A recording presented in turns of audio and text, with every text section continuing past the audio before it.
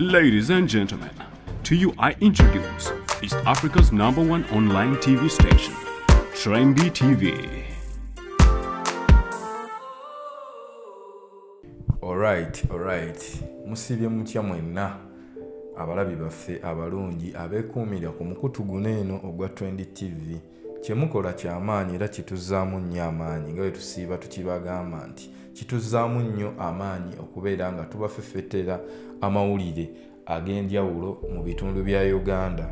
Tubeebaza mwenna abali e Dubai, abali e UK, abali mu US, abali e South Africa, Sudan, Kenya, Rwanda, Tanzania. Kyemukola ky'amaanyi okwekipingira ku guno omukutu ogwa Trembi TV.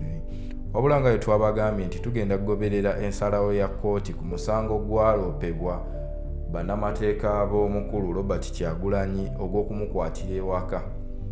Olunaku lwaleero kkooti lwekkiriza omwami Robert Kyagulanyi poliisi n'amagye bibeere nga byamuka amaka ge mu bunnambiro.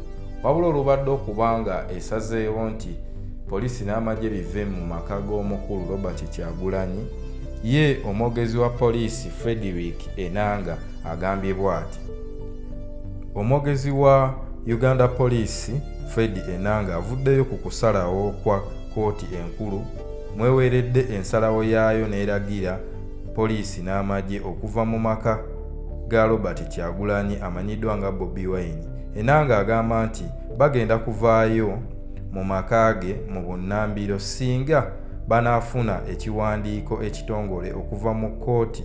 Enanga asabye Kyagulanyi okugoberera ebiragiro ebinokoddwa mu kkooti okubeera nga agoberera SOPs ezaateekebwawo okulwanyisa ekirwadde kya COVID-19, nti era yakumuteekako eriiso ejjogi okulaba nga takuma mu bannayuganda muliro okubeera nga bavaayo okwekalakaasa oba okukola ebikolwa eby'effujjo.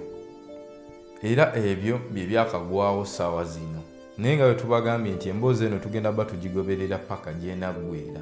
Sigalako ku Trembi TV, beera ng'olayikinga ate na subscribinga onyige n'akade obeere ng'obubaka obuba bugwawo buti oba obufunirawo. Trembi TV, yeah!